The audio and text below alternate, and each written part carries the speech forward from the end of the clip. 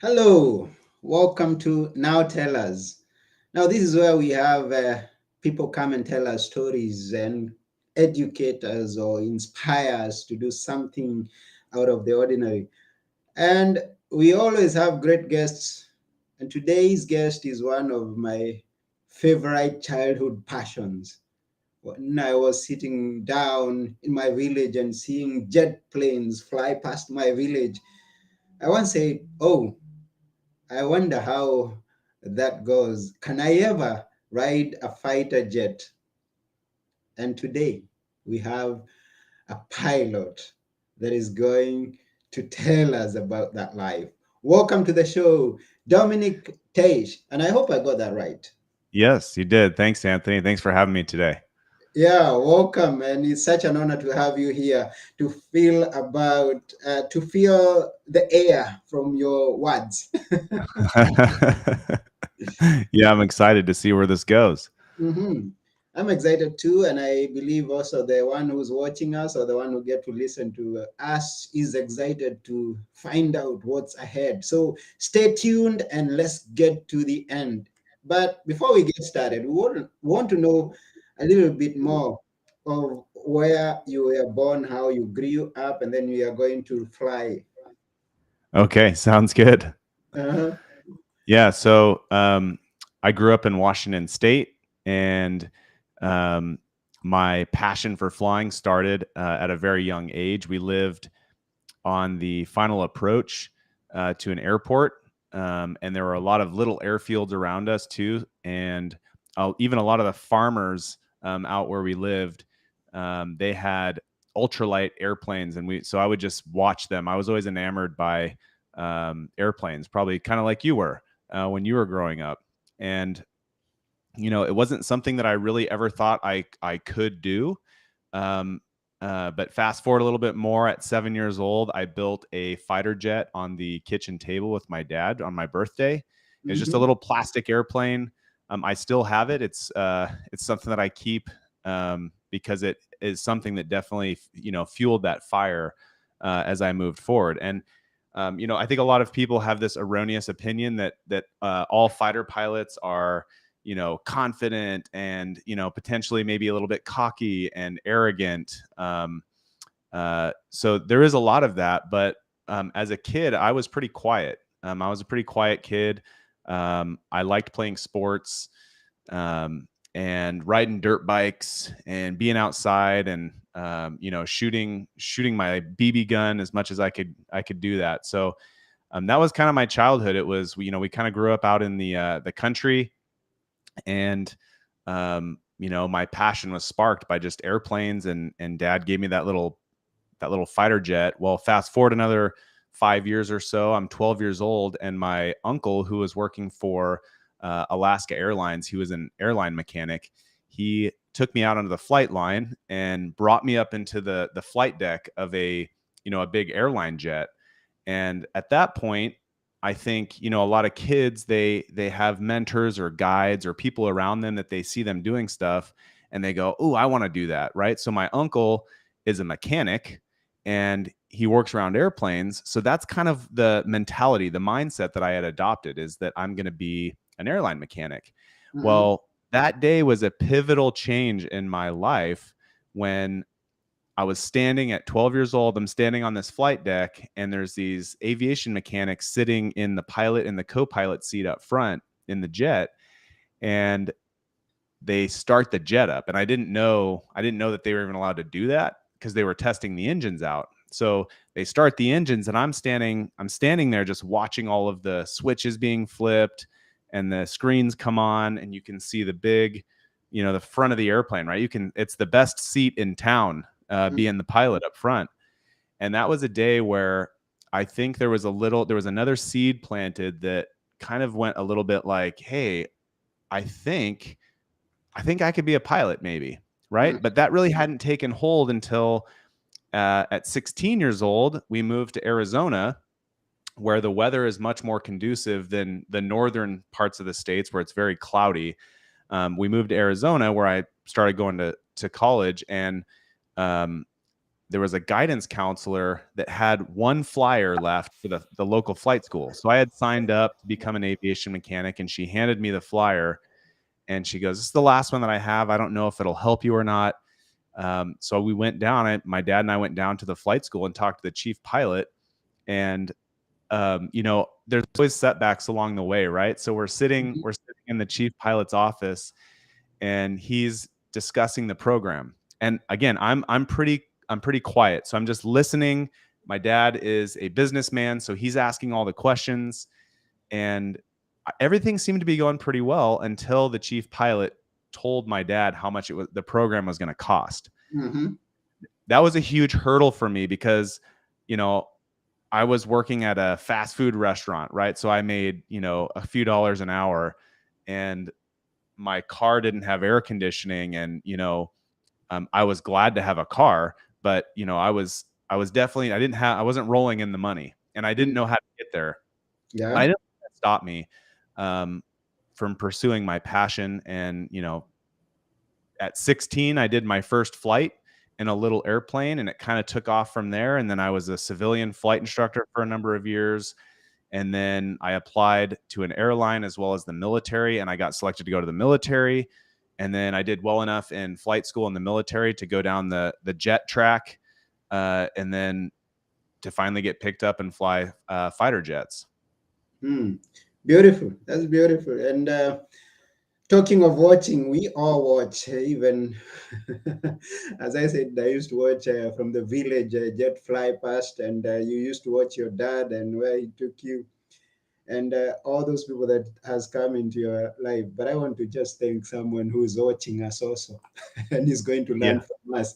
Her name is Nemi. She's watching from the comfort of her home, and everyone else who's watching us. Yeah, watching is important. Watch and learn, because here we have Dominic, who is telling us about a fighter pilot's mindset, and I believe you get to learn a lot when you watch. And here we are. Now, let's go back a bit to your name. I discovered that your name, Dominic Teich, is also known as Slice. I mean, you're also known as Slice on. Now, tell us about that. How did that come to be? So, in I think it's not necessarily a trait that is just for fighter pilots. If you're in a tight knit group, you get a nickname, right? You may even have had one when you were a kid, right? And Yeah, it's not something that you don't. Did you give that to yourself, or did people start calling you that? people started calling me. I remember Yeah, my high school nickname, but I don't want to mention it here. yeah, yeah.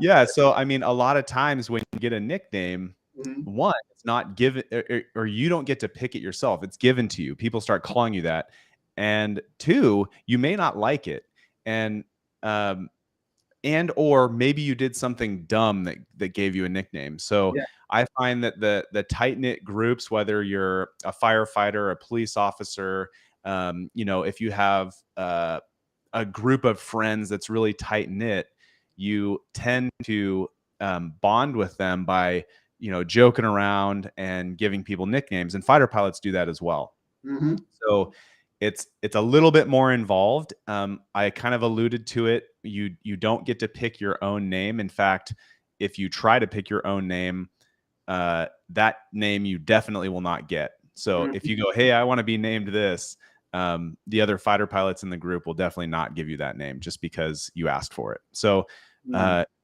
fast forward, now I'm in the military. I'm in my first combat unit in the F-16 fighter jet, Hmm. and the uh, the flight that I was doing that day, I was still learning, right? So there was a instructor pilot that was going to take me up, and he was going to teach me some new things. People are usually familiar with Top Gun, so what we were doing that day was more or less dogfighting, right? So it's my aircraft, uh, the instructor pilot's aircraft. It's just the two of us, and we're going to set up to where we cross really close to each other, and as we cross and we go by each other, that's when the fight starts. And the person that shoots the other airplane down the quickest simulated, right? So we're not actually shooting missiles, right? I was worried. I was worried for you. All So things I'm not actually going to shoot him down. So there are pretty good computers that simulate how we take those shots. So we're gonna do that, right? So I'm going to, we had done a few sets and we had set it up again, and I thought I was doing pretty good. Well, we're on the last set where we're gonna do one more fight, and the fight goes like our aircraft start going really straight up. So as we're going straight up, there are certain training rules that we're supposed to follow so that we don't get into trouble and hit each other, or um, you know, get into a situation where we damage the aircrafts or end up having to eject out of the aircraft. Well, both myself, and I'll take the blame for this, and my instructor, we broke a training rule and we were pointing at each other too long in the aircraft, and we passed very close to each other. In fact, when I looked up as he was passing, his jet went right over the top of my aircraft. Mm. So Now this we is in real life. this is in real life. Yeah. Okay. Uh-huh. This is not a simulator. So his jet went, like, we almost hit each other with our aircraft. Mm-hmm. Um, and it was because I made a mistake. I think that he probably made some mistakes as an instructor. But it was my fault, right? I was the new guy. I was making the mistake. So we, fast forward, we have there's what they call a naming ceremony, and the fighter pilots get together and they tell stories. And in my case, I had made a lot of mistakes, as a lot of us do, but I probably made the fair share more than most new guys do. And so the stories were coming out, and they had some names for me. What they settled on was Slice, because the squadron that I was in was the samurai, right? So think ninja swords, Mm-hmm. samurai swords, right? And then they said I also tried to slice my instructor in half, as a young guy. So that's kind of where the story came from. There's also a term, because people ask me this. I do like to play golf, and if you hit the ball incorrectly, the golf ball slices after you hit it, and it's not good. And I didn't get my call sign, even though I like to play golf.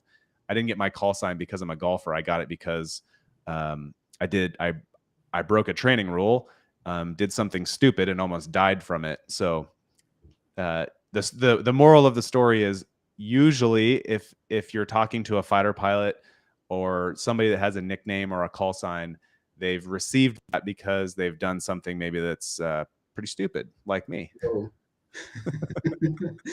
And we all make mistakes in life, and especially when we are young or when we are at our teenage or early 20s, we make many mistakes. Oh yeah. And my idea is that, yes, make those mistakes, but let's hope that you get it through. And once you make the mistakes, learn from the mistakes that you make. And I Yeah. hope you learn something from that. Yeah, those are some sage words. I think somebody said the other day, and I don't even want to associate who this quote is from, but they said a smart person learns from their mistakes. A wise person learns from others' mistakes. Mm-hmm. So in my case, as I get older, my older brother, he made a lot more mistakes than I did. So I could look at him and just know what not to do. Even the business, you can see it here on the shirt, single seat mindset. We started this business, or I started this business, to get a bunch of fighter pilot stories in one place so people can read them and learn from them. And if you read anything that I write on our blog or our websites or in the books that we publish, it's usually, hey, this is my mistake. This is what happened. And here's how to avoid that mistake in the first place. But Mm-hmm. if you do make the mistake, here's how to pick yourself back up, right? Because Anthony, you probably can attest to this.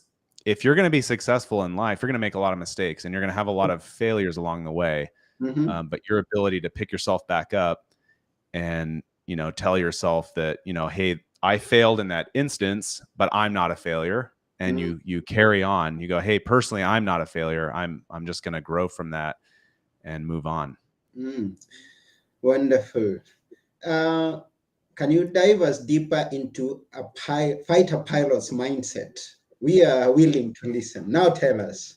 Yeah. So the fighter pilot mindset, where it started was during COVID.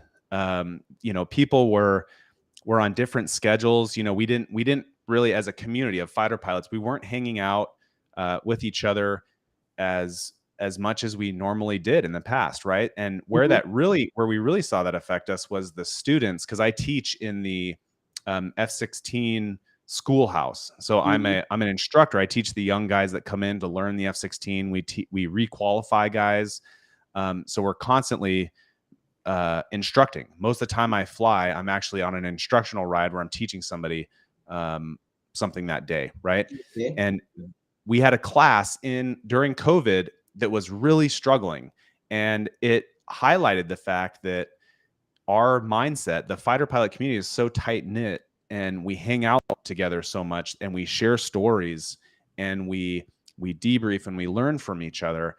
And it really affected that class. What I started was single seat mindset. Okay, and where it started was me sending a 2-minute message to the student class once a week. So on Okay. Monday, I would send them a short message that says, "Hey, here's the message of the week. Whether it's, it's okay to be a new guy, or I failed during this time. Here's what happened, and here's how to, avoid that. But if you do fail, like, here's how to pick yourself back up." So it's just little short messages once a week that they could read.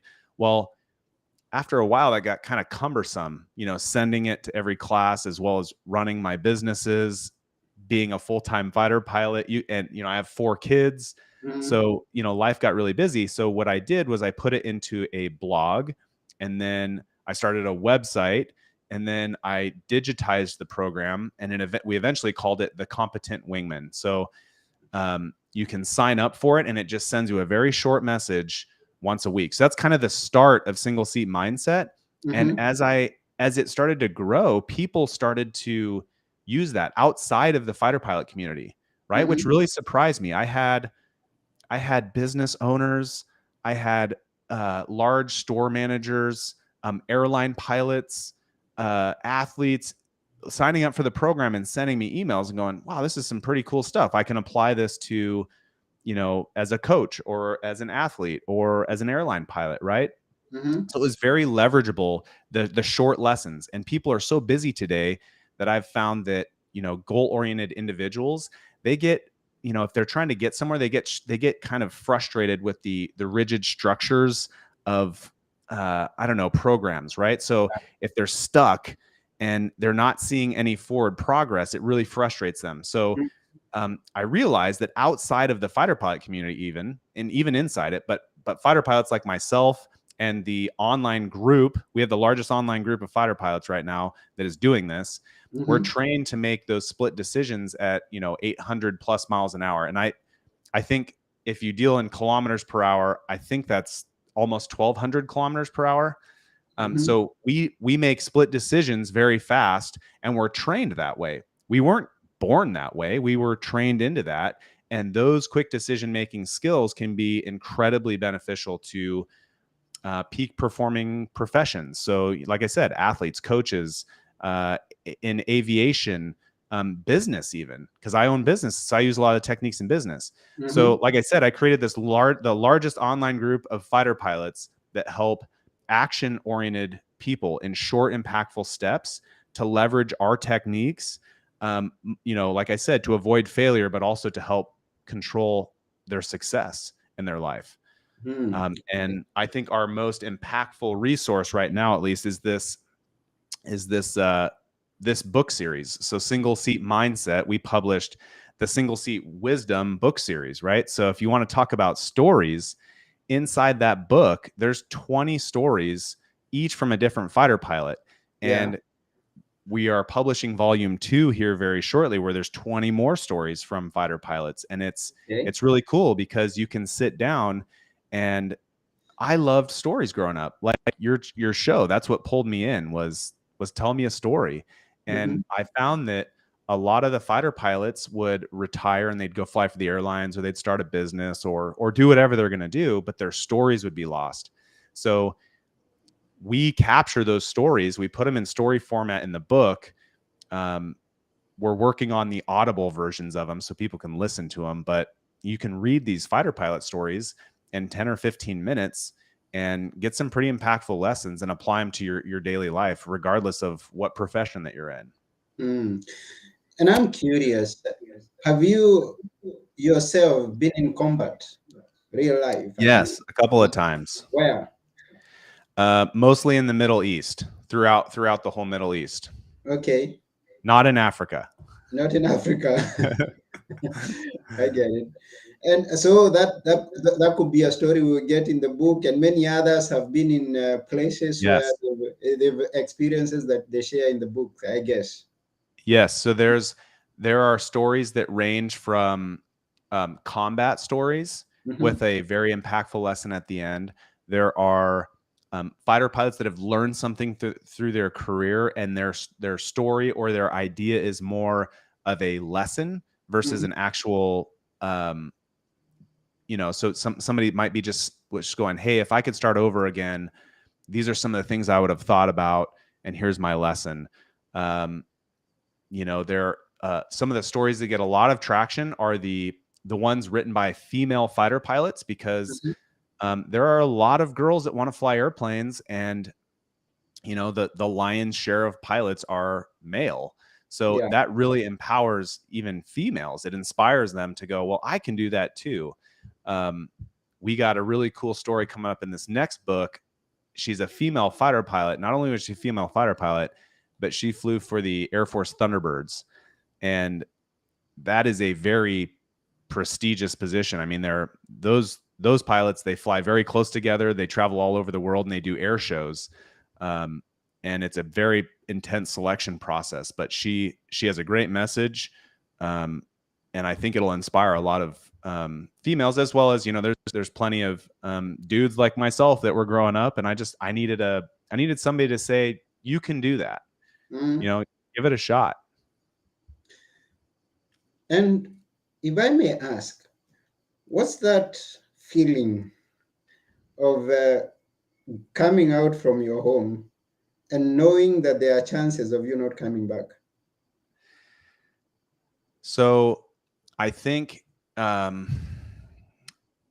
I don't know if it's a mindset that you grow into, or if you just forget about it. Mm. Um, but that thought rarely crosses my mind, if ever. Mm. Um, and I don't know if it's just a mindset, or if the way that becoming a pilot, even a civilian pilot, it's a lot of work. There's a lot of study that goes into it, Mm-hmm. and becoming a fighter pilot, it's years to even get to your first combat squadron, because there's so much training before you even get there. Mm-hmm. So the reason I say that is because the timeline to become a pilot is so long, and you start out flying with another person that's been there and done that. Yeah. uh, I honestly I don't even know if I've ever had that thought. I don't know if it's just I never allowed myself to have that thought. But I'm not really thinking about not coming home. I'm more of a positive thinker, so I'm like, I'm gonna go fly, and then I'm gonna come back. And Oh. if things happen on during the time of the flight where there's maybe an emergency or something like that, we'll figure it out the best we can. And then our aircraft have very high tech ejection seats. So if things go terribly wrong, you can there's a rocket motor under the seat, and you can actually eject out of the airplane, and there's a big parachute that you come down in. So um, I don't know. That's a good question. Anthony, I've never I've never thought of that. And I'm seeing that Victoria asked a question. Do you want to answer that one, or do you want me to answer that one? Now that's your question. Yeah. You go Yeah. for So it. I mean, it depends on if you're becoming a civilian pilot versus a military pilot. So let's answer the civilian pilot track question first. So if you're learning to fly in the civilian sector, it can take you years. Or if you were like me, I flew almost every single day, right? So it really depends on there. So there's a minimum amount of hours that you have to fulfill to get the different ratings. Um, and there's so many different paths you can take. So let's say that you just want to be a private pilot and you just want to fly airplanes for fun by yourself, maybe take up your friends every once in a while. You could easily become a private pilot in less than a year, very easily. If you applied yourself, you took the right ground school classes, and you wouldn't even have to fly every day. I mean, you could probably fly once a week for a year, maybe once or twice a week for a year. You'll meet the minimum hour requirements.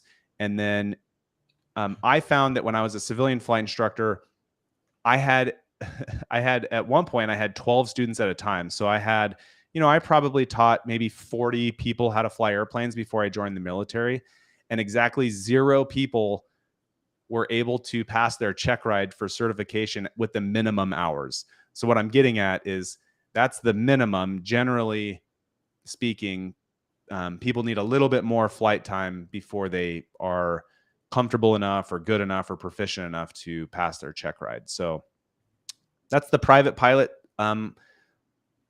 path, essentially. If you want to be a commercial pilot and fly for the airlines, it does take a little bit longer. Like I said, it depends on how much money and time you're able to devote to it. So if you're only going to school to be a pilot and you're devoting all your time to that, I could easily see in definitely less than 2 years, you could get all of those certifications done. Now you won't have enough hours to go fly for a major airline. So that's generally why a lot of younger pilots end up flying and doing civilian flight instruction lessons. That's how they build their time, their experience.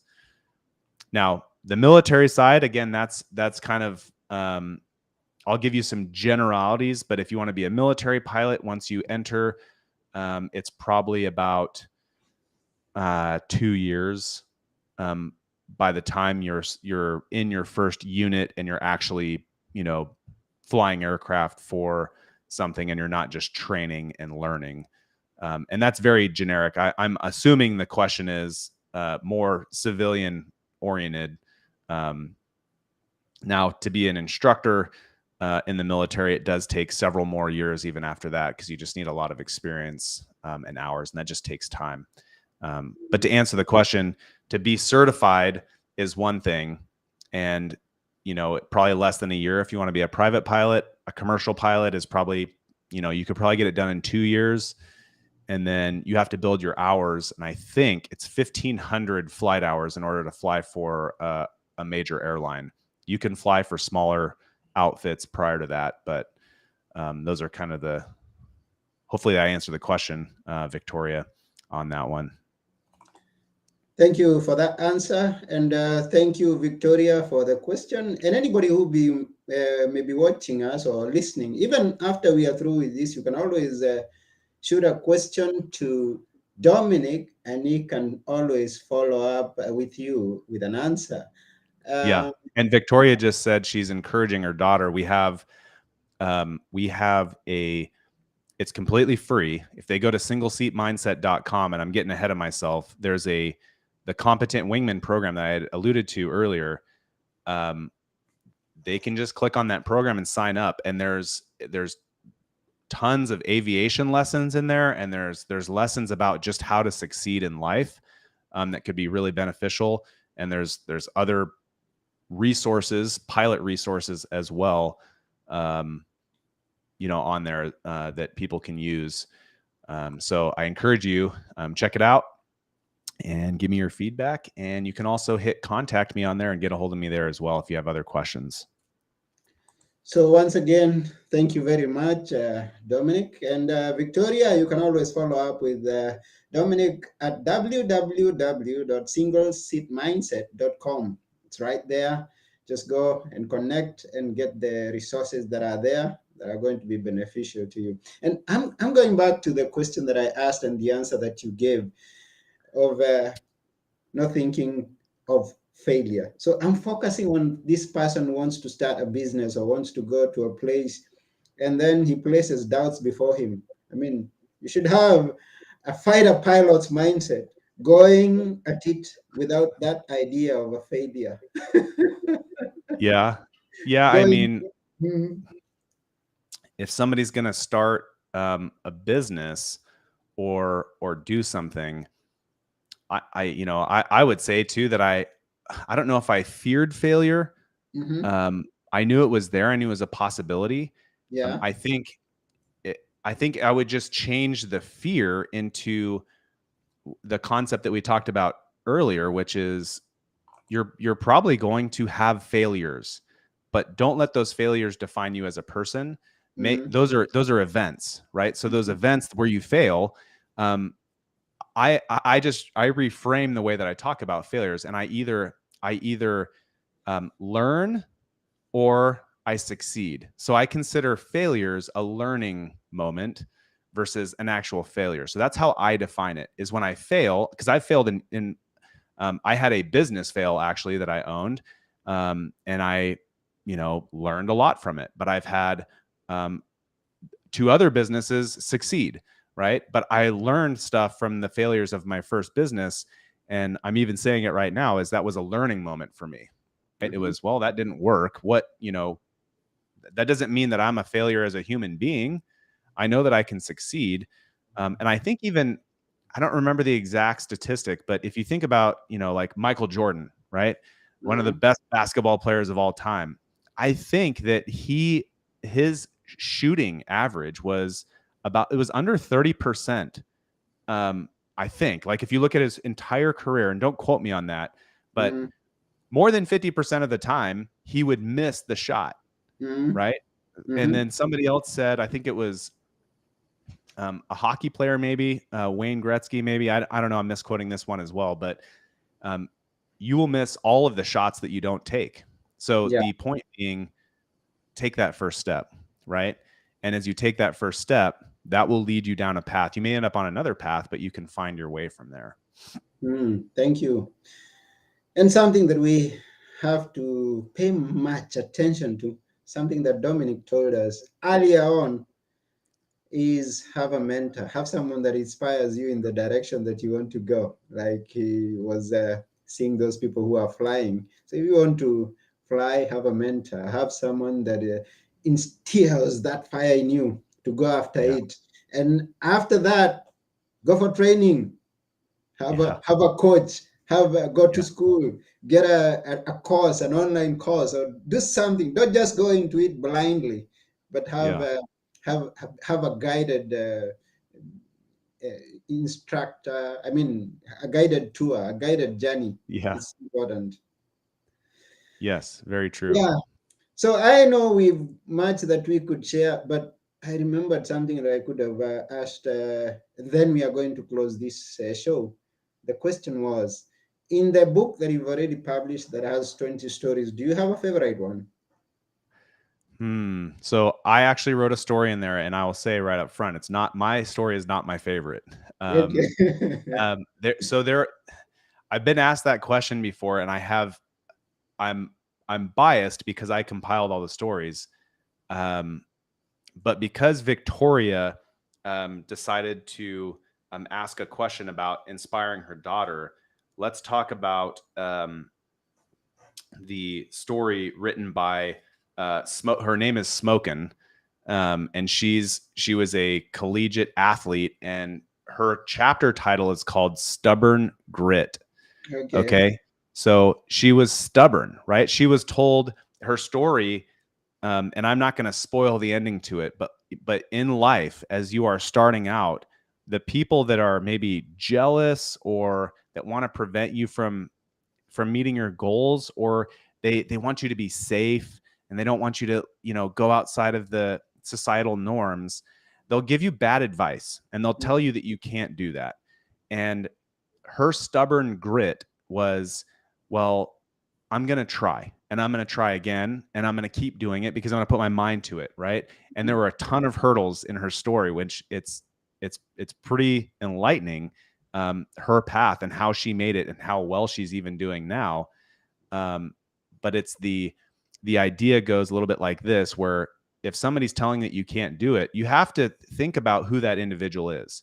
All right. Mm, And many times that I was told that I can't be a fighter pilot, the person telling me that was not a fighter pilot.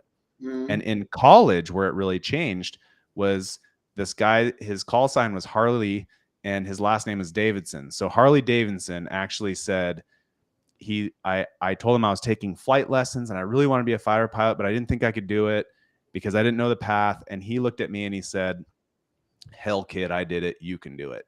And Mm. that was a guy that gave me the permission. He was the coach, the guide that I needed to just go, oh, I can do that. I can take the action and make that happen. And so Smokin, Sharon, her story in the book kind of follows that same narrative of, well, you can't do it, but I'm going to try and I'm going to do it. Right. And having that mindset to start out and take the right action for it. Oh, wonderful. And thank you for sharing that. So we thank you, and we thank every viewer, every listener, and those who get to listen to us after we are through. Remember to go to singleseatmindset.com and connect with Dominic for more. Don't forget that. Get the book, get the course, get everything that Dominic has to offer, because he's been there, he's done that, and he can give it to you. Also, if you'd like to get to see the past episodes and future episodes, go to nowtellers.com and subscribe there, and we will be glad that you did. And that's about it for now. But before we go, we always ask our guests to leave us with a few words that we should always remember. This is your time, Dominic. I'd say the few words that really defined my purpose in life and where a lot of things changed was two things. It was an increase in spirituality and connecting with something, outside of just me, right?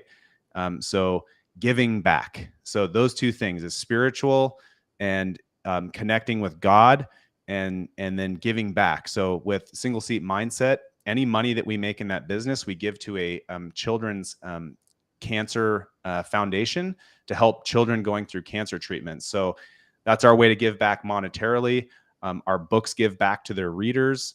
And then our purpose is rooted in Christian spirituality. And that really has given us a lot of, guidance through. It lets you weather those storms, right? When things go wrong and it's outside of yourself, it's not about you anymore. You're helping people. So you can roll out of bed, and when your feet hit the ground, you're running because your purpose is rooted in something that's much bigger than just yourself.